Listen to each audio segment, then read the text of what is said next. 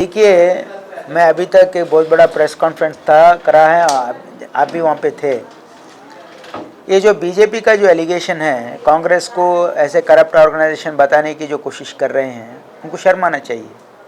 क्योंकि पिछला गवर्नमेंट उनका 2019 से लेकर के 2023 तक जो उनकी जिस तरीके से उनकी गवर्नमेंट चली है, ये सबसे बड़ा भ्रष्ट गवर्नमेंट था बीजेपी का। प्राइम मिनिस्टर साहब उसके बारे में कुछ बोले नहीं। आज कर्नाटक में 2008 से लेकर 2015 तक जो बीजेपी का गवर्नमेंट था, it was the worst most corrupt government. और 2019 में उनको मैंडेट नहीं दिया था लोगों ने, उन्होंने एमएलए को खरीदी करके यहाँ पे हुकूमत बनाया और लूटपाट किया। यहाँ पे 40% गवर्नमेंट बोल के इनका नाम था, शायद प्राइम मिनिस्टर साहब भूल गए हैं उसको, तो इसलिए ऐसा बात इसलिए कर रहे हैं उनकी, क्योंकि उनके पास कहने के लिए कुछ है नहीं। देखिए, इलेक्शन में वोट हमेशा हम जो काम किए हैं वो बोल के मांगना चाहिए, दूसरों को गाली देके नहीं। अरे भाई, तुम्हारे गिराबान में झांक लो ना, पहले क्या करे हैं तुम। तुम्हारे सरकार में इतना भ्रष्टाचार था, हाँ, तो न इसको येडियुरप्पा को क्यों हटाए तुम? करप्ट है बोल के हटाए, फिर भी बम्बई गवर्नमेंट में भी 40% करप्शन था। तो पहले अपने गिराबान में झांकना चाहिए कि अपने गवर्नमेंट में कितना करप्शन था। वो पूरा हिस्ट्री में कभी नहीं हुआ कर्नाटक में। पूरा कर्नाटका का जो मान मर्यादा है वो पूरा दिल्ली में हराज करे से वाले बीजेपी लोग हैं, और उनको भी मालूम है ये बात। उनके पास कहने के लिए कुछ नहीं है। ठीक है, चलो क्या बताए उन्होंने कल्याण कर्नाटक के लिए बीजेपी और मोदी का क्या कंट्रीब्यूशन है, हम बताते कांग्रेस का क्या कंट्रीब्यूशन है। हमेशा कांग्रेस पार्टी दूसरों को गाली देके वोट नहीं मांगती। हम हमारा अचीवमेंट्स बोल के हम वोट मांगते हैं।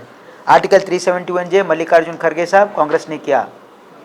यहाँ पे मेडिकल कॉलेज, एस hospital, central university, Jayadeva hospital, super speciality hospital, trauma centre, यहाँ पे कैंसर हॉस्पिटल, कौन करे? सब बीजेपी करा है।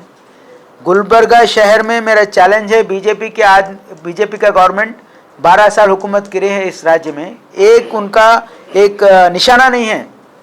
गुलबर्गा में 5 साल उमेश यादव कहाँ था किसी को पता नहीं। नरेंद्र मोदी इंट्रोड्यूस करना पड़ा उनको, ये उमेश यादव है बोल के। लोगों को मालूम ही नहीं कौन है उमेश यादव। कहीं आए नहीं, गए नहीं, कुछ काम किए नहीं। सर, थोड़ी देर पहले आपने बोला कि काउ विजिलेंट एंड हिजाब के बारे में बोला, तो इस हिसाब से आप मोदी जी को क्या सेकुलर प्राइम मिनिस्टर मानते हैं? देखो, पूरा देश को मालूम है बीजेपी 10 साल की जो हुकूमत में डेवलपमेंट के नाम पे उन्होंने यहाँ पे कोई मुहिम नहीं चलाई। सिर्फ़ और सिर्फ उन्होंने यहाँ पे देश में लोगों को बंटवारा करने का उनका साजिश था। पिछले गवर्नमेंट में भी ये जो चला है, जो हमारे सेक्युलर हमारे जो यहाँ पे स्टेट है, इसको बांटने की कोशिश किया उन्होंने पूरा यहाँ पे लॉ एंड ऑर्डर कोलैप्स हुआ था। और जितने भी काउ विजिलेंट्स है, जितने भी हलाल हिजाब, जितने भी इश्यूज उन्होंने लाए हैं, और फ्री हैंड दिया था पूरे फ्रिंज एलिमेंट्स को, तो उसके लिए कर्नाटका के जितने भी अवाम हैं उनको यहाँ से उखाड़ फेंका है। सर, डायनेस्टिक पॉलिटिक्स की बात करें नहीं है वो बोलने की। देखो, ये बहुत एपेरेंट है। अगर कोई प्राइम मिनिस्टर अगर यहाँ पे देश में अगर सेकुलर है तो सबका सोचना चाहिए। डायनेस्टिक पॉलिटिक्स की बात कर रहे हैं बीजेपी, बार बार कांग्रेस के गांधी परिवार डायनेस्टिक पॉलिटिक्स की बात कर रही है। पीएम ने भी यहाँ पर डायनेस्टिक पॉलिटिक्स की बात की। देखिए, डायनेस्टी पॉलिटिक्स की बात अगर आप करेंगे तो बीजेपी का मैं कितना एग्जांपल दूंगा आपको।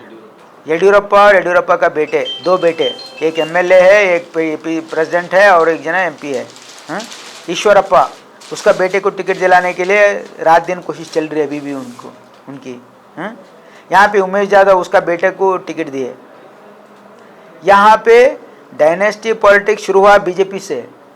बीजेपी और जेडीएस ही सबसे बड़ा डायनेस्टी पॉलिटिक्स है। कांग्रेस में तो अभी दूसरों को, आम लोगों को आने का चांस है। बीजेपी में और दूसरे पार्टी में जेडीएस में तो 1% भी चांस नहीं है। इलेक्टोरल बॉन्ड्स इन दिनों काफी चर्चा में है, जिस तरह से बताया जा रहा है। अमित शाह कह रहे हैं कि अगर से बीजेपी के पास 302 एमपी होने के बाद 6000 करोड़ का अगर से चंदा मिलता है तो इसमें ताज्जुब की बात नहीं। अगर से यही तादाद कांग्रेस के पास होती या उनके पास होती तो ये 10,000 12,000 करोड़ 18,000 करोड़ से ज्यादा का मिलता। 302 और कई स्टेट्स में बीजेपी की गवर्नमेंट है, इसके बावजूद भी 6,000 करोड़ मिले हैं। तो इसमें ताज्जुब की बात नहीं, नहीं, सवाल कांग्रेस अगर से इस पोजीशन में होती तो ताज्जुब 20,000 की करोड़ बात होते। ताज्जुब की बात है।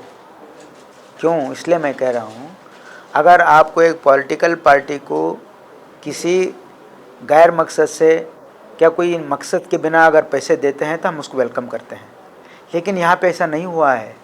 इसको गोपनीय इसलिए रखा गया है क्योंकि जिन्होंने इनको पैसा दिया है उनके पास एक्सटॉर्शन किया गया। आप देखिए, उनका टाइमिंग देखिए और क्रोनोलॉजी समझिए आप।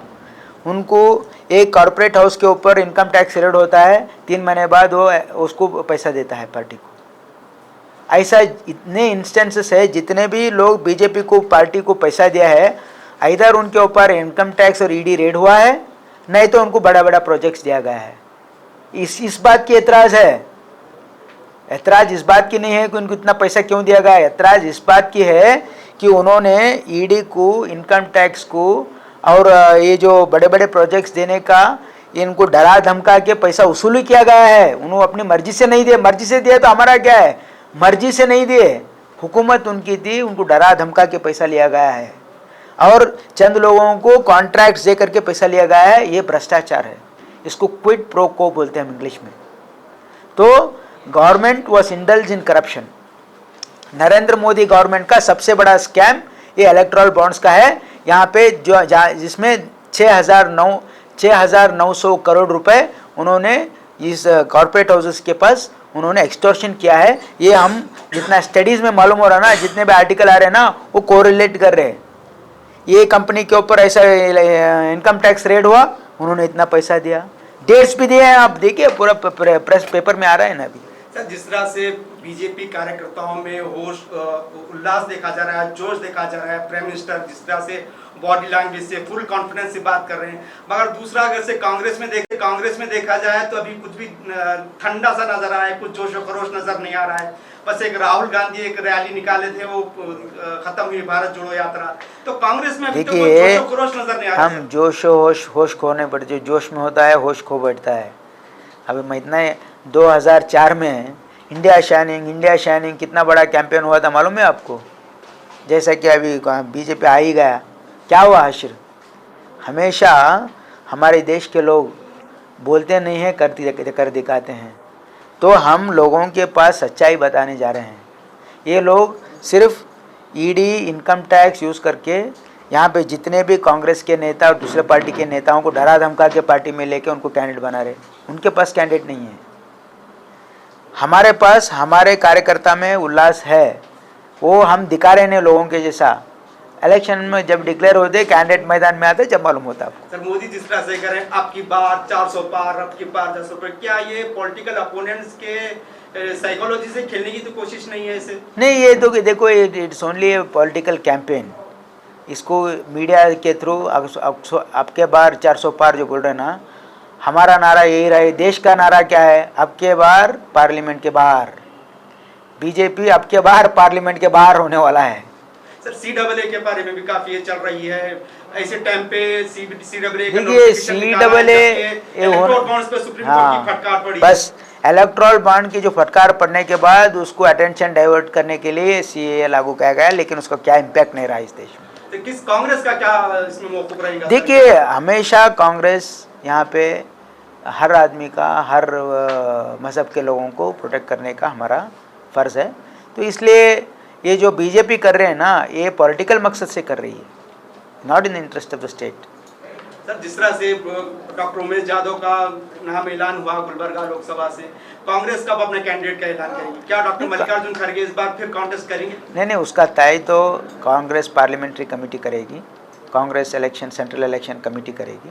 वो 20 और 21 तारीख को बैठने वाला है, तो वहाँ पे निर्णय होगा। आपकी तरफ से भी कुछ रिकमेंडेशंस वगैरह गए थे पार्टी है? नहीं, हमने भी अपने ओपिनियंस दिए हैं। सभी MLAs हमारे कॉन्स्टिट्यूंसी गुलबर्गा पार्लियामेंट्री सेगमेंट में जितने भी MLA सेगमेंट्स हैं, हमारे डिफरेंट कैंडिडेट और इलेक्टेड MLAs अपने अपने ओपिनियन दिए हैं। आपके नाम से कोई, आपकी तरफ से कोई नाम रिकमेंड हुआ है सर? नहीं, ऐसा तो नहीं है। हम जो बोलना है बोले हैं उनको। तो ऐसा सुनने में आ रहा है सर, राधा कृष्ण दुड़मनी। हाँ, हम रिकमेंड किए हैं। अगर मल्लिकार्जुन खड़गे साहब किसी वजह से कंटेस्ट नहीं करना चाहती या पार्टी उनको दूसरी जगह इस्तेमाल करना चाहती है पूरा देश में, क्योंकि वो कांग्रेस के प्रेसिडेंट है, तो अल्टरनेटिव नाम राधा कृष्णा जी के दिए हैं। Okay, thank you.